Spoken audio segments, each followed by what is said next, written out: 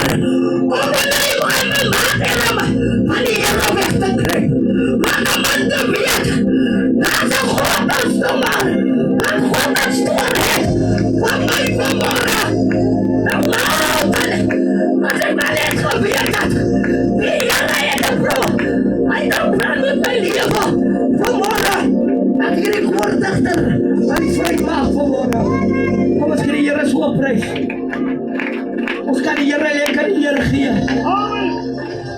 Kom ons wys so vir God. Sê vir jou broer, jou suster langs aan die, ek is vir 'n heel doel hier. Ek kan nie worry. Sê vir jou broer, suster, ek is vir 'n heel doel hier. Ons is vir 'n heel doel hier.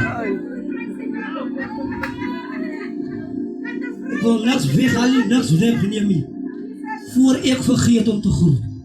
En as ek by die huis kom, dan worry ek. Hoe gaat ek niks keer is? Ek wil eers die kop vra. Dankie vir die voorrecht vanmorgen. Ek wil vanmorgen vir die profeet van die kerk sê, dankie julle dat julle my so toevertrou vanmorgen aan die woord. Ek wil vanmorgen vir ewige liste sê, dankie dat julle hulle posisie afstaan vir my om die woord te bedien. Dankie pastoor dat u my kan so lei vanmorgen. Dankie die jaken dat u my kan help vanmorgen. Daar is niemand soos God nie. En ek groet die uitgepakte kerk vanmorgen. Julle is nie uitgesluit vanmorgen nie. Julle is bly om hier te wees. Die Bybel sê, 'n bly mens as 'n vry mens vanmorgen. Daar is niemand soos my God vanmorgen nie. My woord gaat wees aan Kolossense vanmorgen.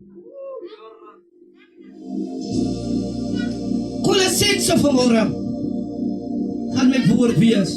Kolossense 3 van vers 17. Ek wil nie lang wees nie. So kort ek wees, so kort ek is, so kort gaat ek wees vanmorgen. Ek hoor apostel sê, jy wat aan boos staan,